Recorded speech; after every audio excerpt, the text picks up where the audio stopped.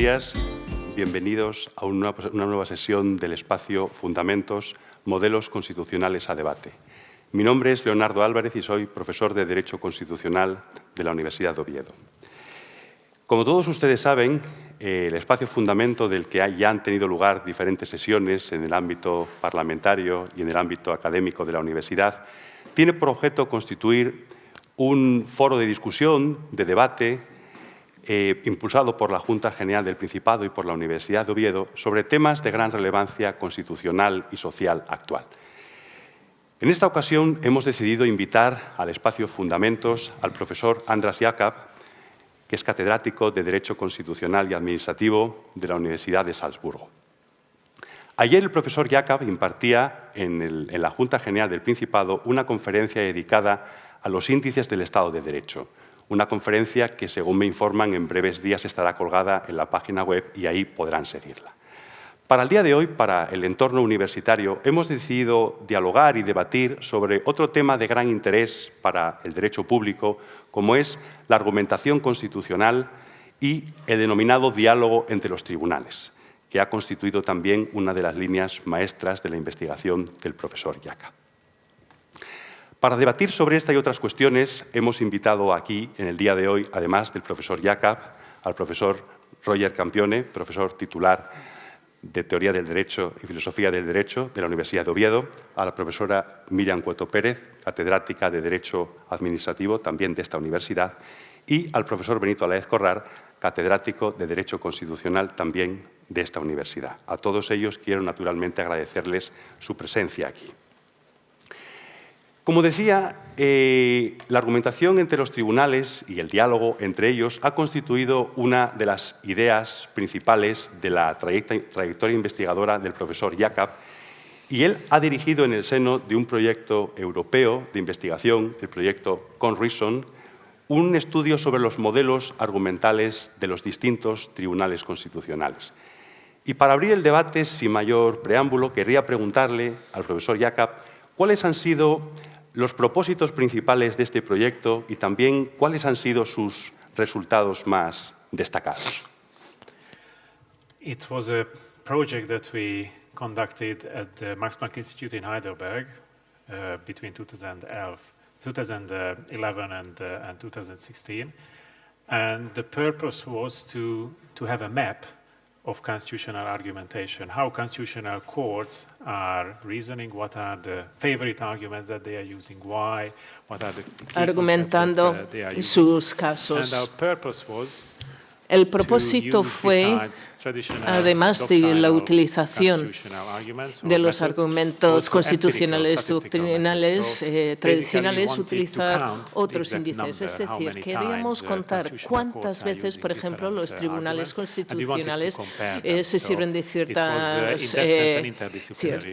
argumentos. En ese sentido, fue un abordaje multidisciplinar. Por un lado, la parte estadística empírica y la parte tradicional de derecho constitucional. Los resultados más salientes que podremos hablar a lo largo de estos minutos es que, al contrario de lo que es la percepción general, en el sentido de que hay unos países comunales y otros civiles, mientras que en el razonamiento constitucional no existe tal distinción. De hecho, en alemán el razonamiento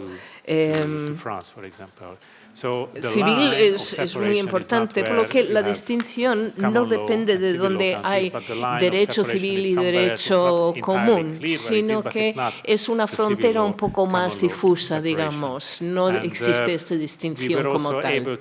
También fuimos capaces de establecer cuáles son los argumentos que se utilizan con más frecuencia en los tribunales europeos, en la mayoría de los casos.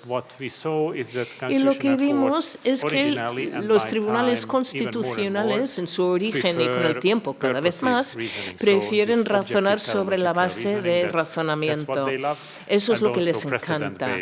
Y también los argumentos basados en precedentes. Por lo demás, siempre pensamos que de alguna manera pertenece al ámbito del razonamiento constitucional y vemos los números. Por ejemplo, ver los autores de la Constitución y lo que ellos pretendían en términos numéricos, por ejemplo, no importa tanto en la argumentación. Bueno, muchos más resultados, pero no quiero adueñarme de toda la conversación. Quería entablar el diálogo ya que abro a todos los participantes en este foro. ¿Cuáles han sido entonces los principales argumentos dogmáticos utilizados por los tribunales constitucionales del mundo occidental? Hay algunos que se repitan, porque hablabas de algunos de naturaleza teleológica, originalista. So we check two types of arguments. One type of argument Hay dos tipos de argumentos. Uno sería cómo se intenta comprender o interpretar el texto de la Constitución, cuál era el intento original o el propósito dentro del sistema. Ese era un tipo de cuestión, digamos, que analizamos. Y el otro tipo era cuáles son los conceptos principales que se utilizan: el Estado de Derecho, democracia, etc. Y lo que vimos es que lo que se va ganando en popularidad en los tribunales europeos es el concepto de proporcionalidad. La proporcionalidad se está extendiendo por todo el mundo. Hace 50 años apenas se utilizaba. De hecho, es un concepto alemán en su origen que adoptó el Tribunal Europeo de Justicia y después de Derechos Humanos. Pero no solo en Europa ahora, se está utilizando en muchas partes.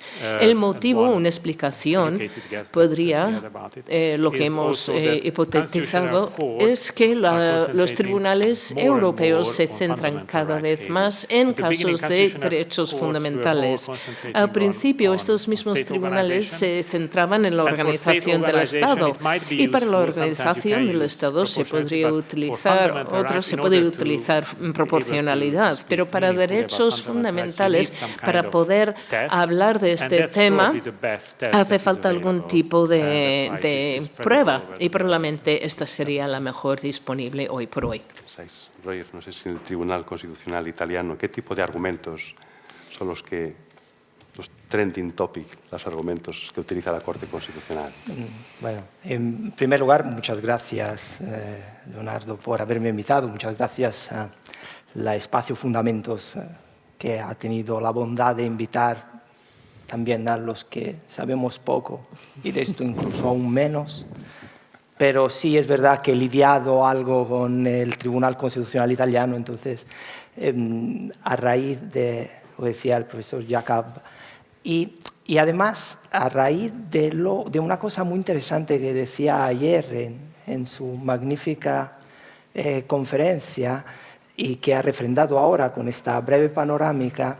Él ayer decía que efectivamente que los números, esta taxonomía que con tanto esfuerzo y atino ha estado elaborando, ya que los números establecen correlaciones pero no explican causas. Entonces yo, si os parece, en esta ronda, quisiera, primero, un poco quizá por la deformación del filósofo del derecho, referirme a la contextualización, referirme a esas causas. Porque con respecto, por ejemplo, al Tribunal Constitucional italiano, es evidente que sus tendencias argumentativas, su forma de razonar, ha estado constantemente influida no únicamente por el cometido jurídico que tiene un tribunal constitucional, sino por los contextos políticos e ideológicos, que además tal vez en el caso italiano adquieran una especial relevancia, ¿no? Entonces yo creo que eso habría que clasificarlo casi por fases. Son muy conocidas, por otro lado, las fases con las que se suele subdividir la actividad del Tribunal Constitucional italiano, pero quisiera hacer referencia en cada una de ellas, digamos, cuál ha sido la conexión con el contexto general, metajurídico. Evidentemente, cuando la Corte Constitucional empieza con cierto retraso con respecto a su previsión constitucional, debido al elemento que más ha influido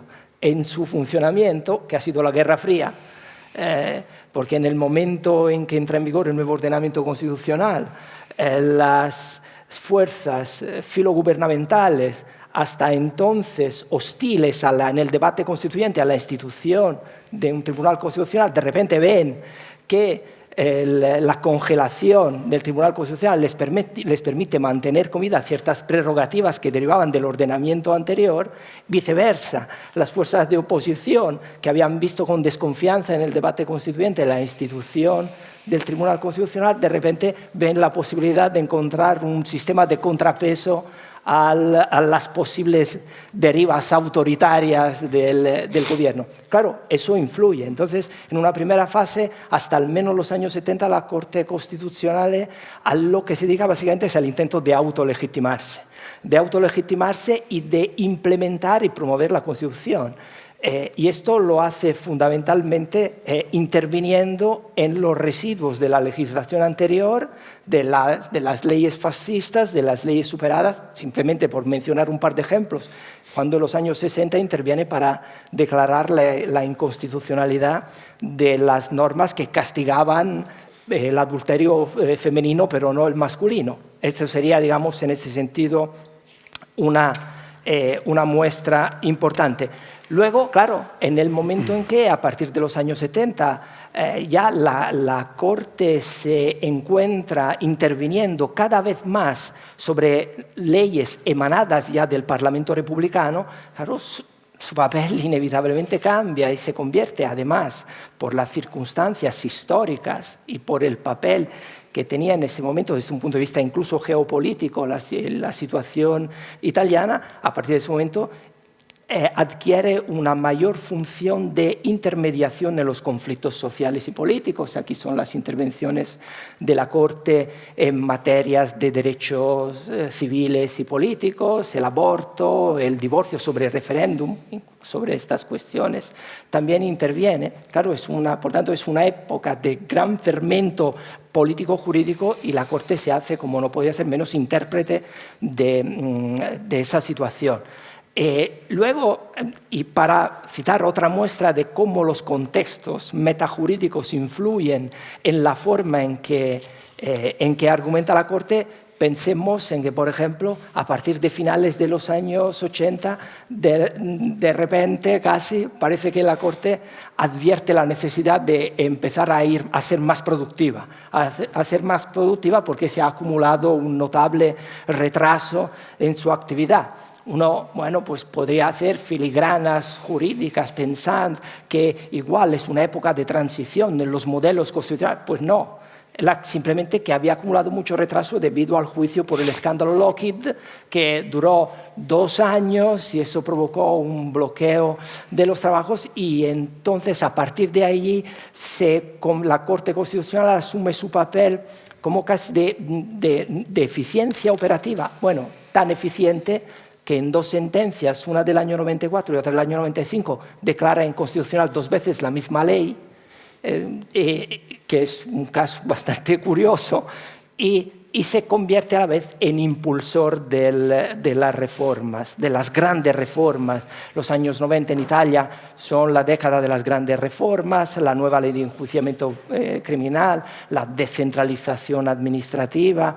Claro, y luego ya con el tránsito al nuevo siglo, la reforma de la Constitución del título V en sentido federalista del regionalismo italiano, y allí la Corte, debido a cómo queda, es por eso que se dice que en esa última fase la Corte se convierte en una Corte de conflictos más que de derechos, porque a raíz de la reforma constitucional, por un lado, se incrementan los conflictos entre Estado y región debido a la nueva delimitación de las competencias, no excesivamente afortunada en la delimitación textual del artículo 117, y allí la Corte se ve que empieza a afinar su argumentación, empieza a recurrir mucho más a la interpretación teleológica para recuperar competencias, las famosas competencias transversales bajo el dominio del Estado, en las competencias estatales generales, jugando precisamente con el hecho de que la no previsión de una cláusula general de remisión, que tal como habían quedado, se ve, por lo tanto se va pasando de unos modelos argumentativos de implementación de los valores expresamente previstos a un papel, una función función, digamos, de interlocución con las contingencias políticas a un papel de impulsora de las reformas, donde la Corte, digamos, con una interpretación evolutiva de la Constitución, introduce derechos en el plano de los derechos que no estaban expresamente previstos de la Constitución, que era del año 47, y para posteriormente pasar a su papel como más bien dirimente en los conflictos entre poderes, que obviamente, pero ya no hace falta ni que comente nada sobre ello, evidentemente a partir del advenimiento de la que podemos llamar como era Berlusconi, se han incrementado sobremanera debido a los conflictos institucionales entre los poderes ejecutivo y legislativo y el poder judicial. Y como me entretengo, no quiero abusar más de vuestra paciencia. Gracias. Bueno, podemos pasar al resto de invitados, si quiere el profesor Alaez. Bueno, en lo que se referiría al Tribunal Constitucional Español, más que listar un elenco de conceptos dogmáticos que puedan estar más o menos presentes en su argumentación, lo que sí creo que se puede percibir es que en los años de vigencia de la Constitución y, por tanto, de actividad del Tribunal Constitucional, yo percibo críticamente una cierta depauperación dogmática en lo que es el razonamiento constitucional, ¿no? Y habría muchos factores que influyen en ello. Yo pienso que me puedo intentar referir a los factores más objetivos, ¿no? Más perceptibles o más visibles, ¿no? Y probablemente hablemos después de ello, ¿no? Porque tiene que ver en cierta medida con la globalización jurídica y con la globalización derivada del llamado diálogo entre tribunales, ¿no? Mientras que al principio el Tribunal Constitucional Español, que siempre estuvo guiado por una vocación que tenían los propios constituyentes de mirar a nuestro entorno occidental, a nuestro entorno europeo sobre todo, y tratar de asimilar o importar aquellas estructuras constitucionales o conceptos constitucionales que habían funcionado desde la posguerra, sobre todo en Europa, lo hacía partiendo de que estaba tomando elementos de un sistema jurídico distinto y tenía que filtrarlos por el propio sistema jurídico español, ¿no? Y por el propio sistema constitucional español, con algunas excepciones, ¿no? Ciertamente podemos ver incluso en la redacción del texto constituyente auténticas transposiciones de estructuras o instituciones foráneas que funcionan regular tirando a mal. Es el ejemplo de la cláusula de prevalencia en nuestro sistema jurídico, ¿no? Pero bueno, yo pienso que en la jurisprudencia se veía cierta cautela hacia el uso de un concepto, cómo se puede manejar en el ordenamiento español, es plenamente asimilable o no, hay que tener en cuenta las peculiaridades normativas de la Constitución, etcétera, etcétera. Estamos pasando a una situación en la cual, en parte, influido por cláusulas normativas que existen en la Constitución, porque la apertura de nuestro sistema constitucional y por ello de nuestro sistema de argumentación constitucional en la interpretación a los tratados internacionales es una obligación, ex artículo 10.2 de la Constitución española.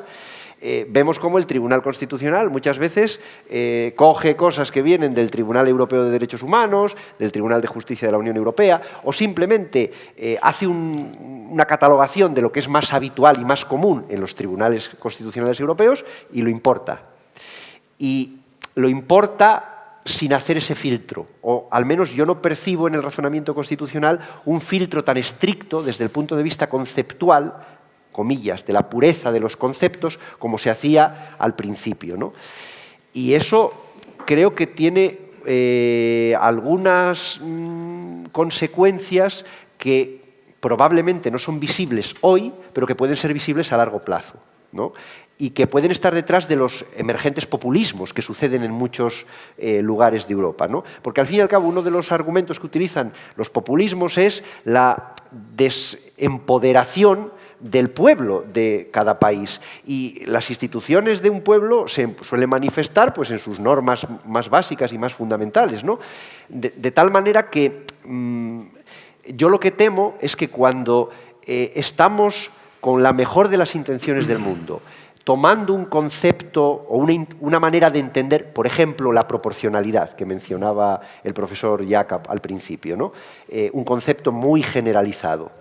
Pero el problema es que el concepto proporcionalidad tiene un significado muy diverso según sea ragionevolezza italiana, según sea proportionality anglosajona, que es strict scrutiny, narrow scrutiny, es reasonableness, no es reasonableness, o según sea el Willkürverbot, ¿no? Alemán.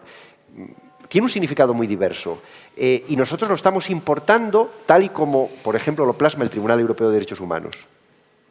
Y el Tribunal Europeo de Derechos Humanos hace, básicamente, balancing, es decir, hace ponderación.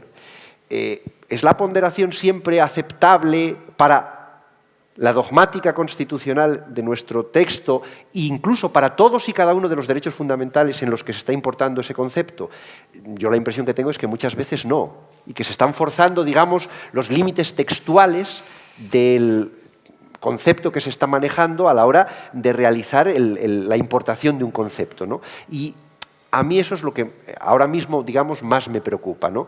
Que con una globalización material de los conceptos jurídicos que de facto se está produciendo, se puede estar deslegitimando la tarea técnica de argumentación jurídica que realizan los tribunales constitucionales y con ello se esté dando gasolina a quienes, digamos, deslegitiman las instituciones y, digamos, quieren que se tome o que el pueblo retome otra vez su voz, normalmente a través de un salvapatrias, ¿no?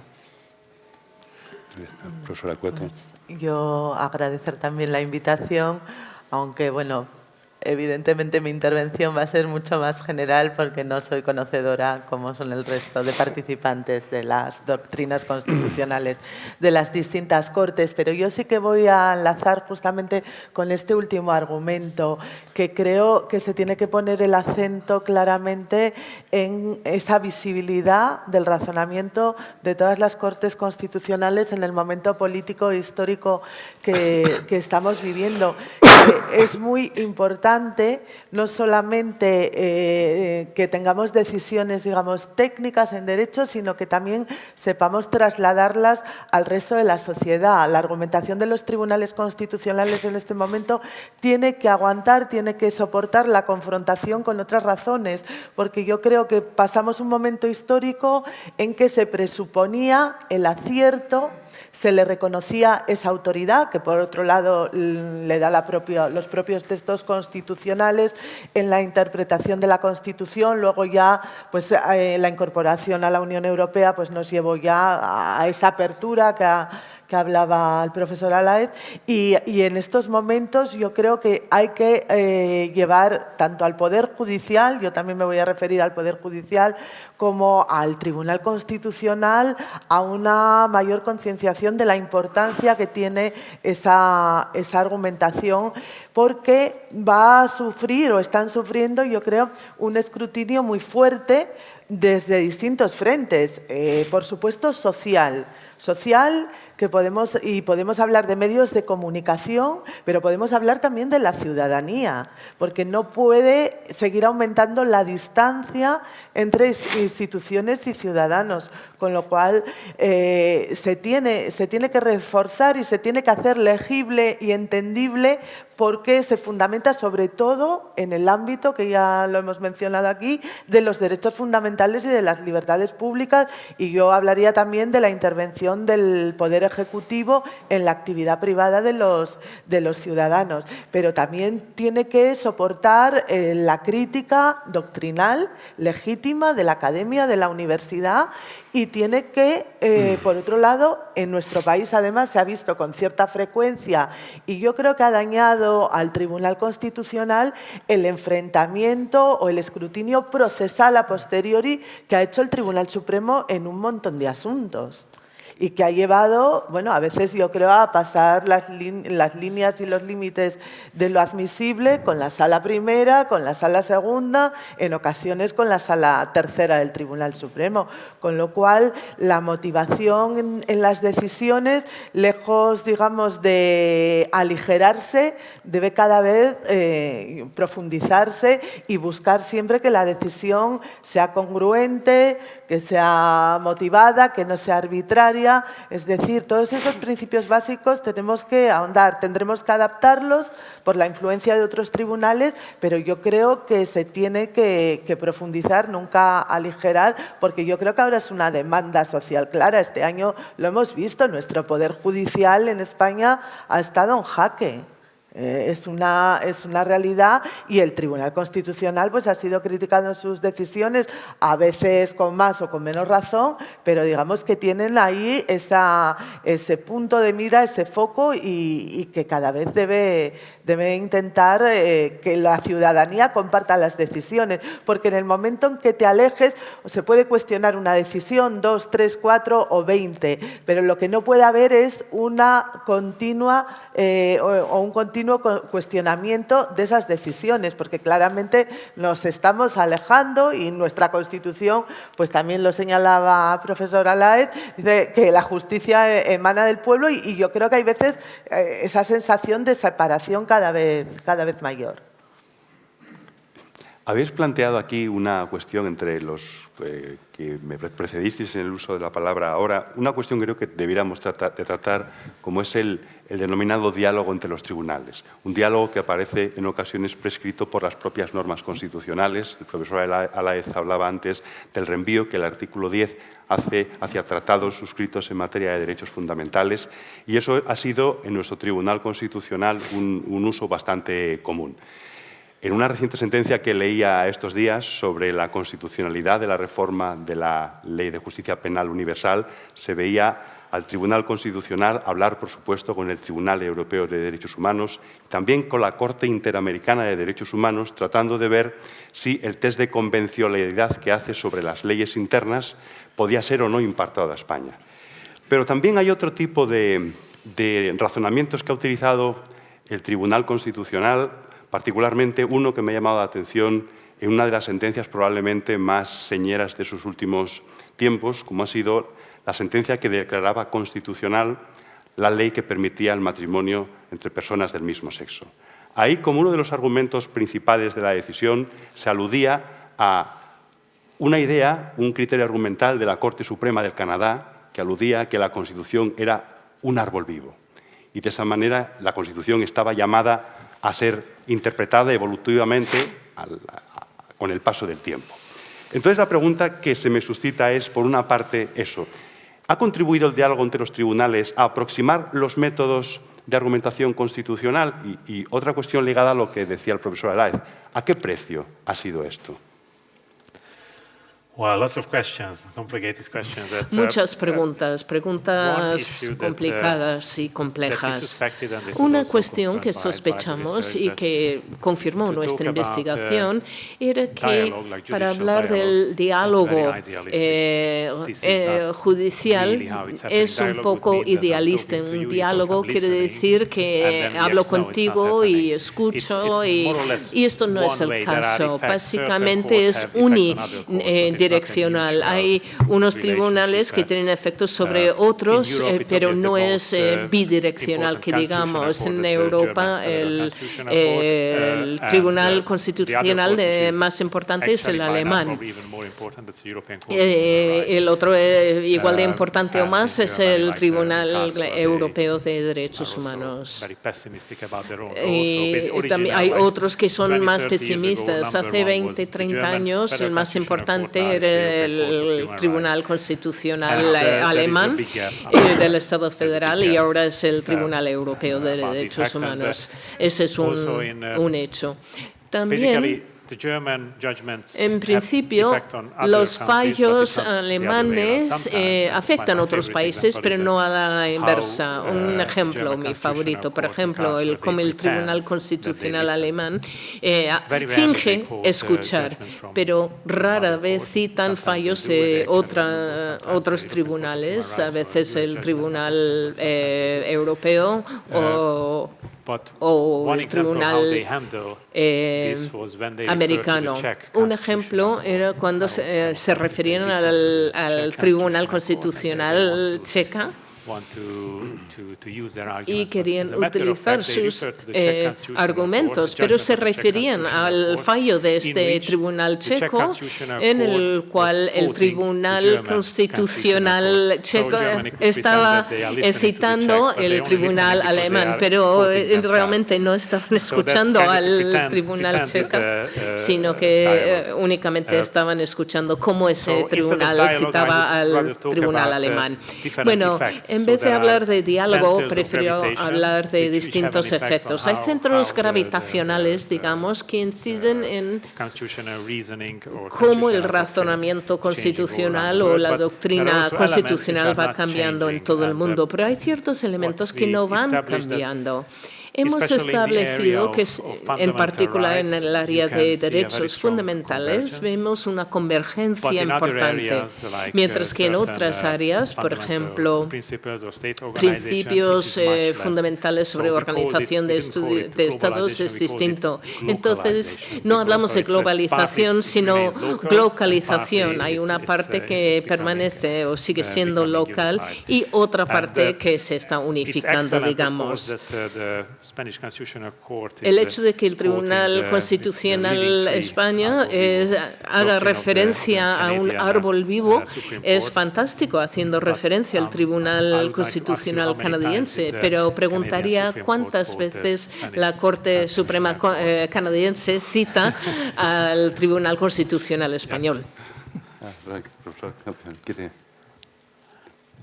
Sí, bueno, yo en este caso sí que intentaré bajar, no bajar en sentido jerárquico, sino moverme, desplazarme a la empirie, a los que nos gusta vivir en el cielo de los conceptos.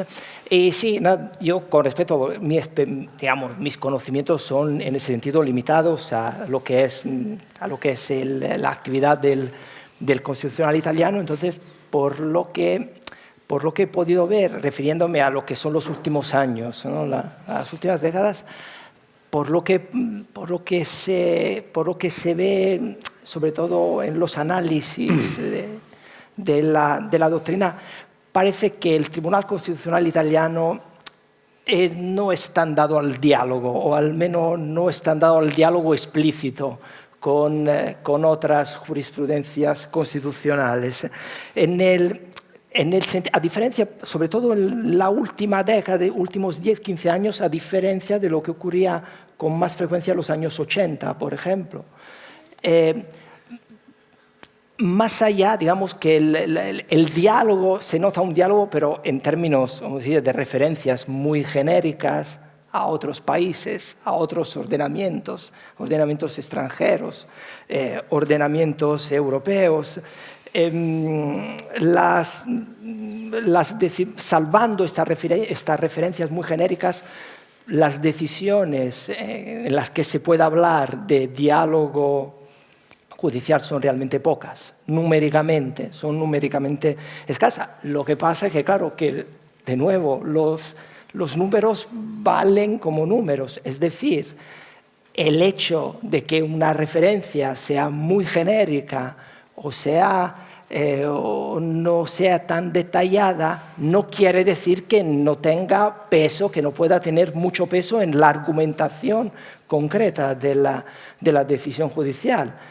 Como así puede ser que una remisión muy detallada responda más bien a exigencias de especificación, de ser muy específico desde un punto de vista técnico, pero que en realidad en la economía de la sentencia, por así decirlo, no tengan un peso relativo tan determinante. Entonces, claro, de nuevo hay que necesariamente que relativizar. Pero bueno, aún con el carácter limitado de este diálogo, sí hay algunas tendencias que se pueden ver y que además confirman lo que decía hace poco el profesor Jacob. Es decir, la Corte Constitucional italiana, cuando dialoga con otros tribunales, sobre todo con otros tribunales constitucionales, lo hace mucho más cuando juzga sobre derechos subjetivos que cuando juzga sobre aspectos organizativos. También es comprensible la comparación, incluso la confrontación entre normas sustanciales referidas a derechos individuales es más inmediata que el tener que establecer comparaciones con mecanismos de distribución y reparto de competencias. También hay otro dato, por lo que yo he podido comprobar, que parece bastante constante, que este diálogo, aún, repito, en la medida relativa que tiene, sí se dirige con mucha más frecuencia a algunos países en concreto, como son Alemania, por encima de todos, pero también Francia, España y Reino Unido. Son los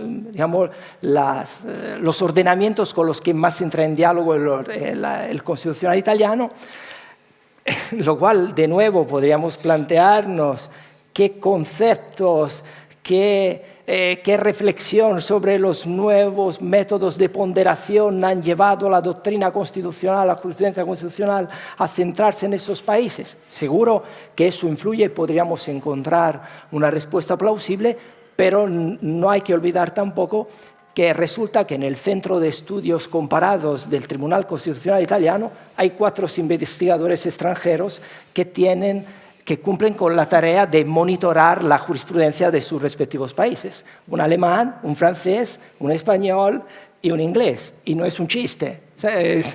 Y es así. Entonces, es posible que ese dato extrajurídico, por así decirlo, influya, ¿no?, en eso.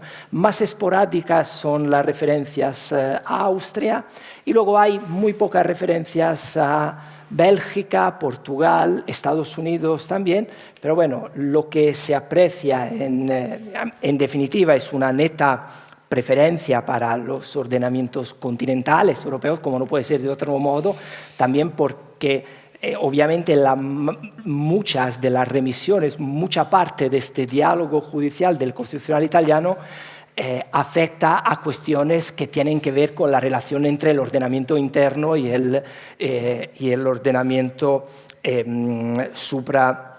supranacional. Y luego de ahí probablemente derive también cierta relativa marginalización del diálogo judicial con la jurisprudencia estadounidense. Quizás tenga esa explicación.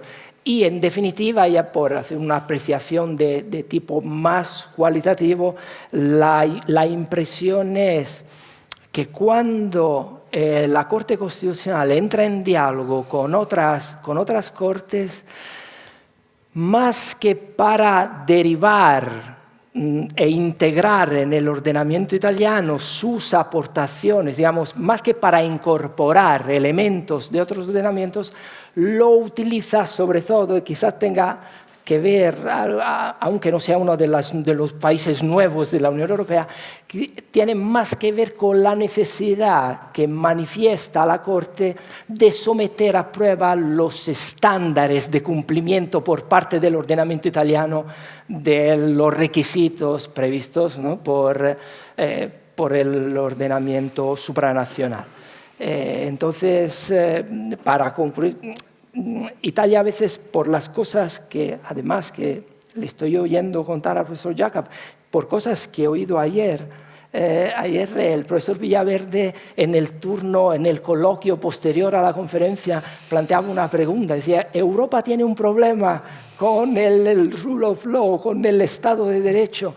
Y claro, el profesor Jacob nos había enseñado algunos indicadores relativos a Hungría, país muy dado, por lo visto, por sus investigaciones a las exigencias de seguridad y orden últimamente.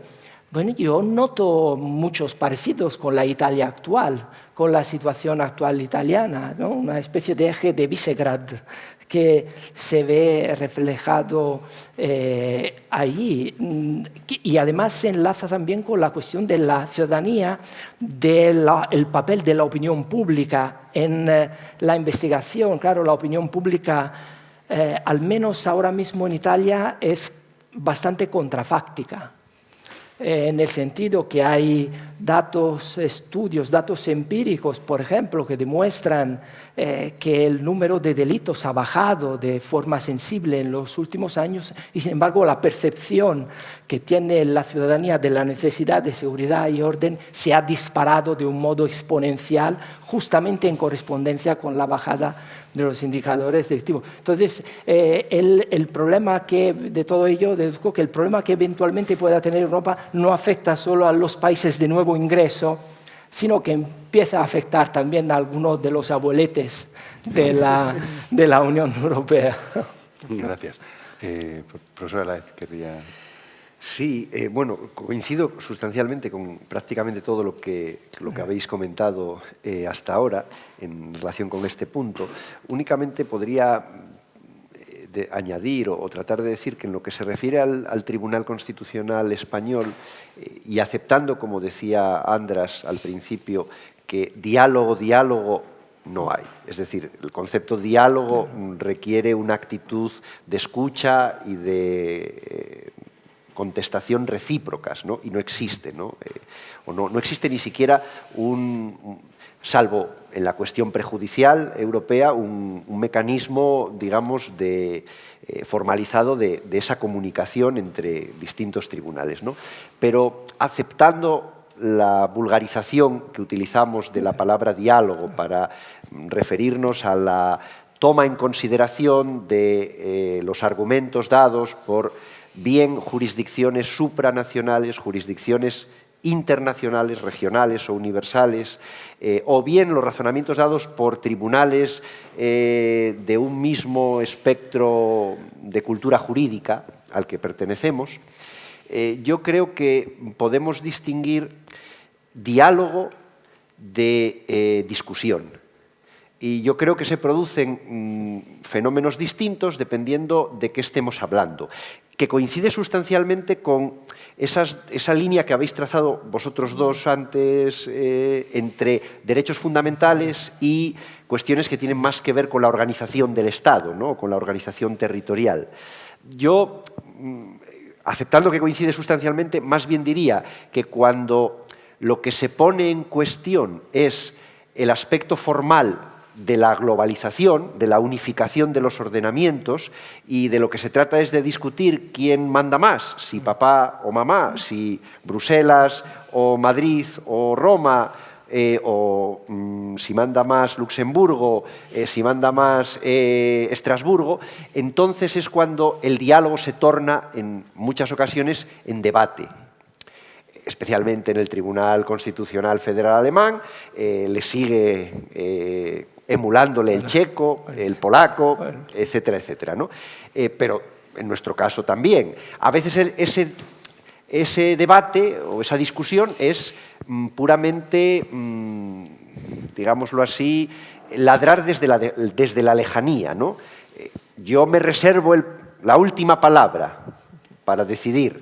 Bueno, vale, pero en concreto está en cuestión tener la última palabra. Ah, no, vale, pues no pasa nada, esto lo postergamos hacia el futuro. Otras veces esa discusión pues, se torna real. Y se torna real y el que discute pues intenta imponer su criterio o no, o se achanta y deja de imponerlo, ¿no? Y podemos poner un ejemplo muy concreto de una situación casi idéntica con dos reacciones completamente distintas. Meloni en España, la discusión termina siendo, o el diálogo termina siendo, yo me amoldo a lo que diga el Tribunal de Justicia de la Unión Europea. Un caso equivalente, no recuerdo el nombre de las partes, en la República Federal de Alemania, termina con el Tribunal Constitucional Federal Alemán diciendo que no, que el cumplimiento de la decisión marco sobre la orden de entrega europea en esos términos supone una vulneración de la dignidad de la persona y, por tanto, no se puede hacer, ¿no? Entonces, hay situaciones en las que hay discusión más que diálogo. Y luego hay otras situaciones en las que hay diálogo real, que básicamente consiste en, no sé si he entendido lo que me han dicho desde Luxemburgo, desde Estrasburgo, pero como tengo que cumplirlo y tengo aquí un cajón que me permite utilizarlo, lo cojo, lo importo y si me sirve para solucionar el problema que tengo, pues lo utilizo, ¿no? Y eso pasa habitualmente con los derechos y libertades. A veces también, en el caso del Tribunal Constitucional Español, pues donde debiera haber diálogo, no existe diálogo. Hay un caso muy reciente que comentamos alguna vez que tiene que ver con el derecho de sufragio de las personas con discapacidad psíquica, en que el Tribunal Constitucional simple y llanamente se hizo el sordo y no quiso tener en cuenta que la interpretación que hace un órgano no jurisdiccional, no es un tribunal en sentido estricto, pero bueno, a estos efectos podemos asumirlo, que es el Comité de las Naciones Unidas de Derechos de las Personas con Discapacidad, le ha dicho a España, oiga, derogue usted la Ley Orgánica de Régimen Electoral General en lo que se refiere a la incapacitación para votar de las personas con una discapacidad psíquica, porque es contraria al convenio. Bueno, pues aquí solo puede haber o diálogo o discusión, pero no sordera. Y bueno, cuando conviene, pues también se realiza sordera. Entonces, yo creo que tiene aspectos positivos porque pienso que el diálogo, aunque sea un poco tentativo, en sí mismo no es malo, pero creo que hace falta algo de método para realizarlo. Y me parece que falta método y que esto está teniendo también algunas externalidades negativas, ¿no? Bueno, yo creo que están muchas cosas dichas y yo también lo del diálogo creo que a veces se mezclan conceptos y que muchas veces realmente lo que hay es una aplicación pura y dura de reparto competencial, de principio de competencia o de principio de supremacía, un poco en relación con la Carta de Derechos Fundamentales de la Unión Europea. Yo creo que claramente va a haber un desplazamiento de las Cortes Constitucionales, de los tribunales constitucionales de los Estados miembros. No sé si el alemán al final se dejará o no, pero sí que va a haber ese desplazamiento. Y luego está pues, la proximidad cultural, jurídica, histórica, que yo creo que también claramente influye en ese diálogo o monólogo en algunos casos, porque lógicamente pues, los tribunales ingleses han tenido pues, una influencia muy clara en todos los países de la Commonwealth, o Estados Unidos en Canadá. Y, por ejemplo, ahí se ve más monólogo, influye más Estados Unidos en Canadá que Canadá en las decisiones de Estados Unidos, como pasa aquí con el Tribunal Constitucional alemán. Y luego, pues muchas veces también en el caso del Tribunal Constitucional español, por ejemplo, con el principio de proporcionalidad, acudió al Tribunal Constitucional alemán cuando a lo mejor pudo haber construido el concepto desde dentro, porque es verdad que nuestra Constitución no lo reconoce, sí lo reconoce ahora al principio la Carta de Derechos Fundamentales Europeos, pero en el ámbito en el que yo me muevo, del derecho administrativo, el principio de proporcionalidad siempre ha estado ahí, en el uso de las armas de fuego, en materia sancionadora por influencia del derecho penal y desde luego ahora se ha extendido pues, a contratación pública y a una serie de ámbitos cada vez mayores donde está presente. Entonces, yo creo que más que diálogo, muchas veces sí lo que hay es una búsqueda en otras jurisdicciones de otros estados de apoyo o cuando nuestro país, pues tras la Constitución, empieza a construir un modelo de Estado diferente, como ocurrió en materia de medio ambiente. Claro, tuvo que salir fuera a construir realmente ese derecho medioambiental que nosotros no teníamos, que llevamos un retraso de 30 años. Entonces, creo que muchas veces, más que diálogo, es esa búsqueda de apoyo para legitimar las decisiones en cortes constitucionales con una trayectoria. Y luego, la proximidad de las constituciones. Nuestra Constitución pues, tiene una proximidad clara con la Constitución alemana en el ámbito de organización territorial, también con la italiana, y eso pues, nos acerca porque ya nuestras constituciones son próximas. Just a short remark, because Un comentario breve, porque en Alemania hubo un caso que se dieron cuenta que en todas partes de Europa el nivel de conocimiento del alemán se va reduciendo. Hay cada vez menos abogados. Por ejemplo, hace 100 años todos los abogados más o menos tenían que hablar alemán. Ya no es el caso. El inglés se está imponiendo como el idioma principal. Entonces, ¿qué hacen? Pues los fallos más importantes, el propio tribunal lo traduce al inglés.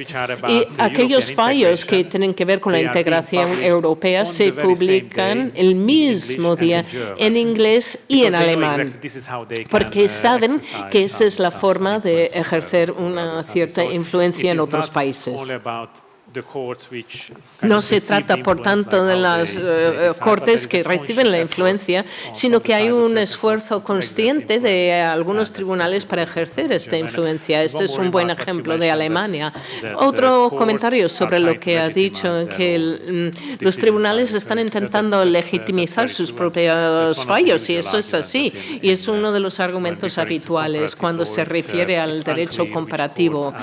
No queda claro de cuál tribunal se escoge. Lo importante sería, normalmente lo que ocurre es que uno llega, hace su fallo y después se van buscando en otros, qué otros tribunales apoyan el mismo razonamiento. Pero hay que pensar en cuál es la función real en cuanto al derecho comparativo. Pues el derecho comparativo nunca determina el fallo. Únicamente es un argumento adicional. ¿Y por qué utilizar un argumento adicional?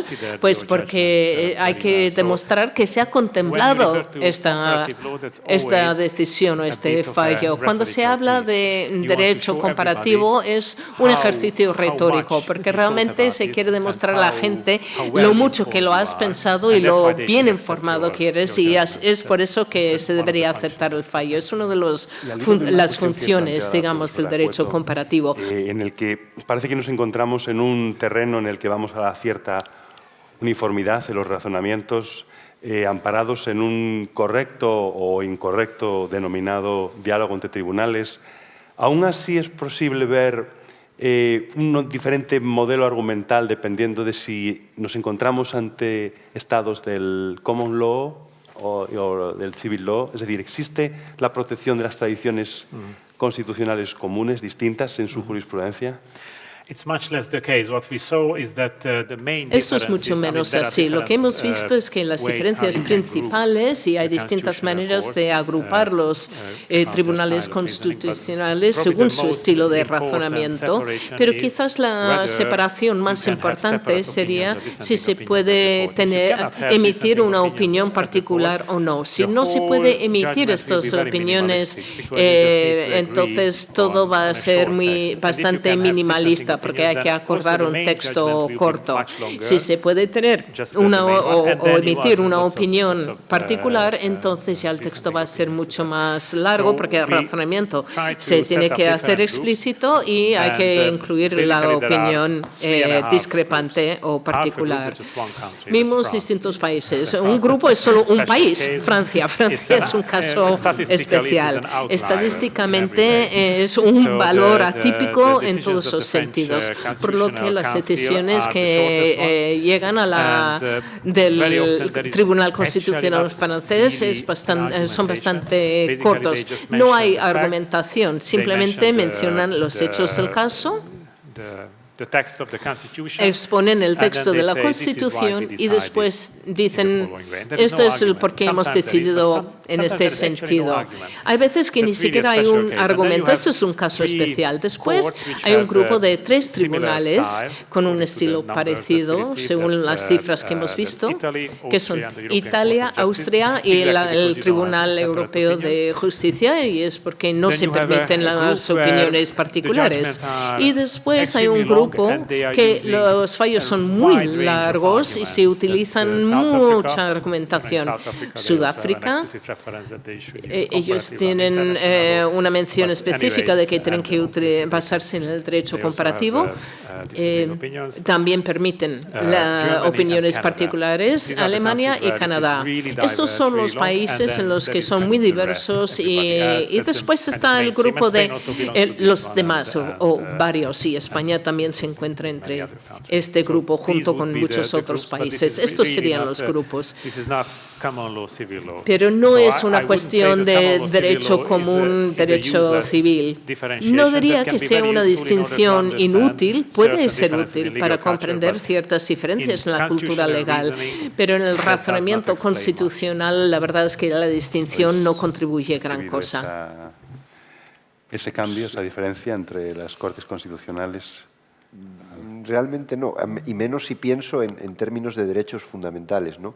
Estaba tratando de encontrar ahora, lo que pasa es que soy un desastre ordenando las sentencias, parezco un Diógenes de la información, la sentencia del Tribunal Supremo del Reino Unido sobre el caso del pastel digamos, haciendo apología del matrimonio homosexual en una pastelería de Irlanda del Norte.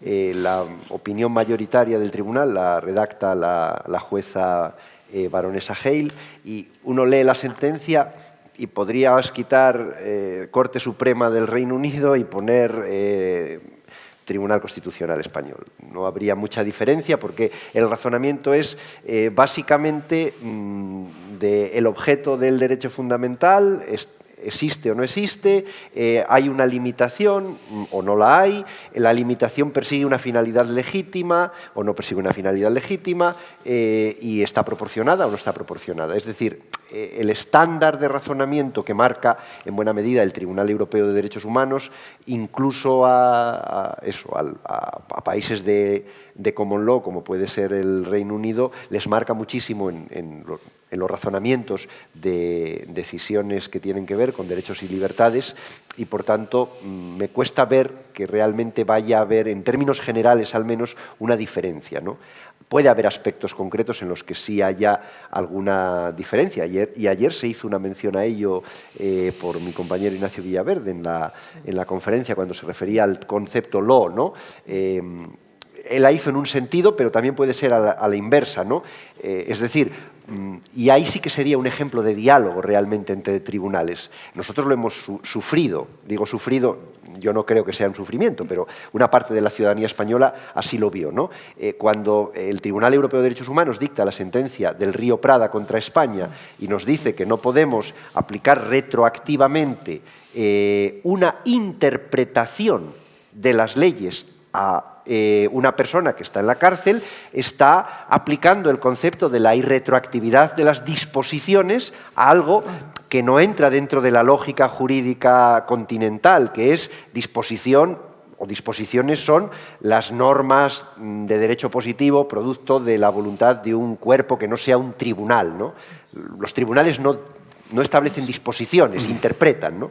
Y sin embargo, yo sospecho que por influencia, digamos, del derecho anglosajón y que el Tribunal Europeo tiene que construir conceptos válidos para 47 países, pues el Tribunal Europeo nos dijo que también entran dentro de ese concepto las interpretaciones que hagan los tribunales y, por tanto, que no es posible variar la jurisprudencia hacia atrás en el tiempo, ¿no? Pero más allá de algunas concretas excepciones, a mí me cuesta ver realmente también esa diferencia, sin haber hecho un estudio, claro, como el que habéis hecho vosotros, numérico y cualitativo, ¿no? Profesora Cueto, ¿quiere No, apuntar? yo simplemente, apuntar que a lo mejor en mis campos de trabajo yo sí que he visto como mayores barreras por parte de los países de la Unión Europea que tienen el sistema de common law, porque yo creo que sí que el Reino Unido se resistió bastante a doctrina del Tribunal de Justicia de la Unión Europea, por ejemplo, sobre medidas cautelares frente al Poder Ejecutivo o en temas de responsabilidad extracontractual. Yo creo que sí que hay ámbitos, sobre todo de control del Ejecutivo, donde les ha costado. Y luego, además del sistema jurídico que que es importante, yo creo también que el contexto histórico, el contexto cultural y el contexto económico marcan esa cercanía o una mayor proximidad o voluntad de aproximarse, porque Irlanda, siendo país de Common Law, ha sido mucho menos reticente a aproximarse y, bueno, probablemente pues ahí tenemos el resultado. Había indicios de que el Reino Unido ponía algunas barreras y, de hecho, la Carta de Derechos Fundamentales de la Unión Europea no la ha ratificado. Entonces, bueno, yo sí que creo que el sistema jurídico marca. Y luego el precedente es tu precedente, el que construye el modelo, y yo creo que eso en ámbitos a lo mejor pues fuera del ámbito más constitucional sí que tiene una repercusión más clara. Bueno, ahora si os parece, dado ya la hora en la que nos encontramos, podemos abrir un turno de debate, de preguntas al público.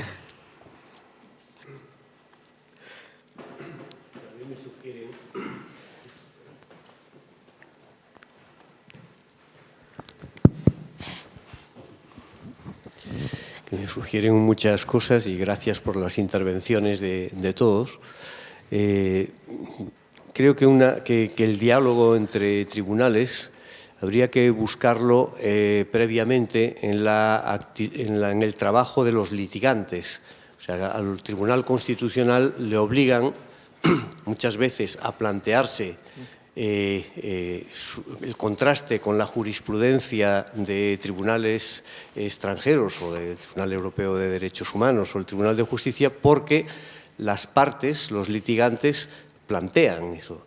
Y en la medida en que las dos partes se basan en diferentes sentencias, creyendo ambas partes que esas sentencias les dan la razón, obliga al Tribunal Constitucional español, por ejemplo, pues a pronunciarse al respecto. Otra faceta donde puede haber ese diálogo, entre comillas, como se ha dicho, pero ese diálogo puede suscitarse también con los votos particulares. Es decir, que a veces el voto particular se puede apoyar también en jurisprudencia del Tribunal Europeo de Derechos Humanos o el Tribunal de Justicia para entender que la mayoría que ha aprobado la sentencia pues no hace un razonamiento o una argumentación correcta. Entonces yo creo que sería interesante también estudiar hasta qué punto son los litigantes los que fuerzan a que los tribunales constitucionales establezcan ese diálogo. Eso por una parte. Por otra parte, habría que ver también cómo el diálogo, fruto de la cultura jurídica europea que se establece con la Unión Europea, sobre todo, cómo se ha dado paso a algo que ya es la confianza mutua, como es la ejecución de la euroorden, con lo cual ahí no hay diálogo ya se presupone que hay una confianza en las decisiones que toman los otros tribunales, no hay que dialogar, se da por supuesto que hay una idea común. Lo hemos visto, el problema justamente cuando esa euroorden pues, no funciona como se cree que debería funcionar, en el caso de Puigdemont con Alemania, y entonces ahí es donde surge no el diálogo, sino la discusión realmente, pero en torno a esa euroorden basada precisamente en una confianza mutua. Y por último, para no monopolizar el turno, me gustaría saber hasta qué punto puede haber un diálogo de Estado de Derecho cuando hay concepciones diversas de Estado de Derecho dentro de Europa. Es decir, cómo puede llegarse a un diálogo y a resoluciones uniformes cuando en unos países hay una concepción de democracia militante y en otros más de democracia procedimental. Y hasta qué punto el llegar a una idea común desvirtúa o la democracia militante o sobre todo desvirtúa la democracia procedimental. Gracias. Yeah, thank you for the questions. I mean, Sí, muchas gracias por las preguntas. Uno es hasta qué punto las partes pueden establecer estas cosas y hasta qué punto están influenciados por los juicios o fallos. Y por una parte creen que es un argumento legítimo y creen que lo van a aceptar el tribunal. Entonces, si el tribunal dice que no va a aceptar el derecho comparativo, no lo van a incluir. Ahora, en cuanto a las opiniones particulares, son útiles porque son un instrumento de control.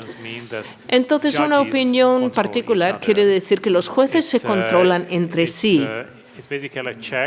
Básicamente se trata de un control.